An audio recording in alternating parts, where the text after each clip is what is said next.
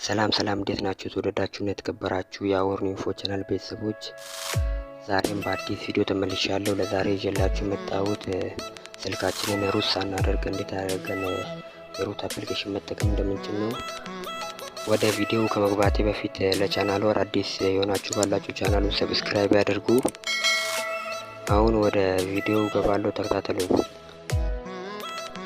በመጀመሪያም ስክሪኑ ላይ የምናየው አፕሊኬሽን vmos የሚባለው አፕሊኬሽን ያስፈልገናል። እሱን አፕሊኬሽን ከፈለጋችሁ ከጉግል ላይ ማውረድ ትችላላችሁ።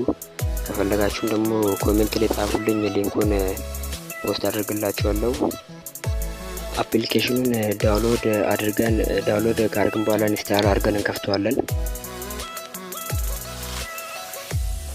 አፑ ከከፈተ በኋላ ታች ላይ በሰማያዊ ኮንቲኒው የሚል ያመጣልናል። ኮንቲኒው የሚለውን እንነካለን። ከዛም ፐርሚሽኖችን ያመጣልናል። ሁሉም ፐርሚሽን አለው እንላለን።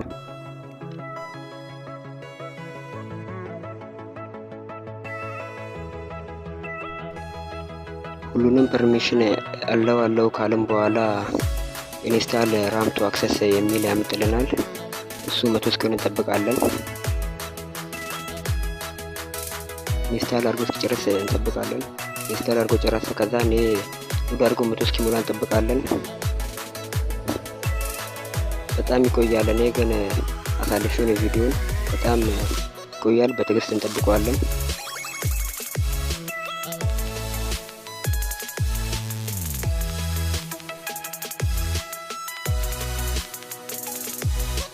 ሎድ አድርጎ እስኪጨርስ እንጠብቃለን። አሁን እኔ ጋር ሊጨርስ ነው።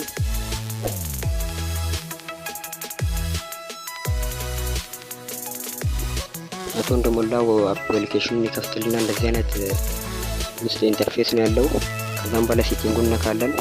ሴቲንጉን ከነካም በኋላ ሩት የሚለውን አንዴ ነካለን።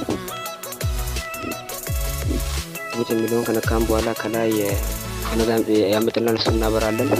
ካበራም በኋላ ሪስታርት ሌተር እና ሪስታርት ነው የሚል ያመጣልናል። ሪስታርት ነው የሚለውን ነካለን አንዴ። ከዛን ካፑ ይወጣል። ካፑ ከወጣ በኋላ ተመልሰን እንገባለን።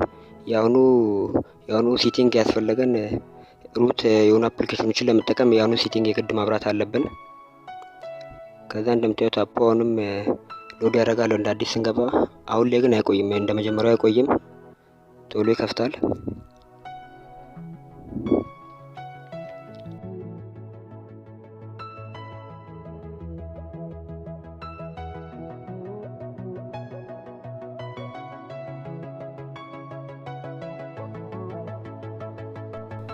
አፑን አሁንም ከፍቶልኛል። ከከፈተልኝ በኋላ ፋይል ማናጀር ውስጥ ገባለሁ።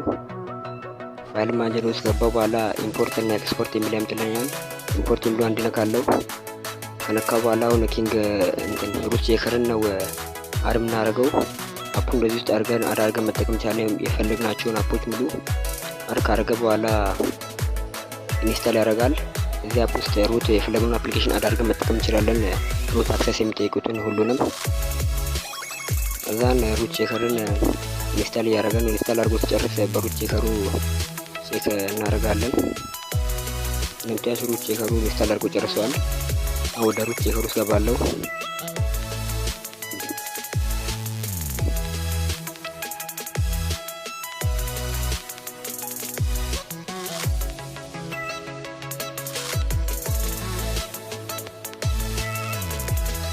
የሚያመጣልኝ ፐርሚሽን አግሪለዋለሁ።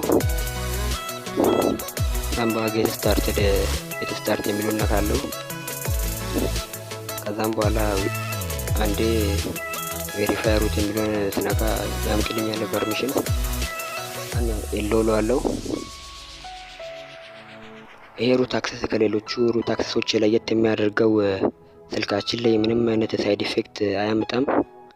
አፕሊኬሽኑም ምንም የተመቸኝ እንፈልገውን ስልካችን ላይ ምንም አይነት ጉዳት ሳይደርስ እንፈልገውን አፕ ኢምፖርት አድርገን መጠቀም እንችላለን። በቀጣይ የአፕሊኬሽኖችን እንዴት ኢምፖርት አድርገን እንደምንጠቀም ቪዲዮ እንዲሰራላችሁ ፈልጉ ከሆነ ኮሜንት ላይ ጻፉልኝ። ስለተከታተላችሁኝ አመሰግናለሁ። ሀሳብ አስተያየት ካላችሁ ኮሜንት ላይ ጻፉልኝ።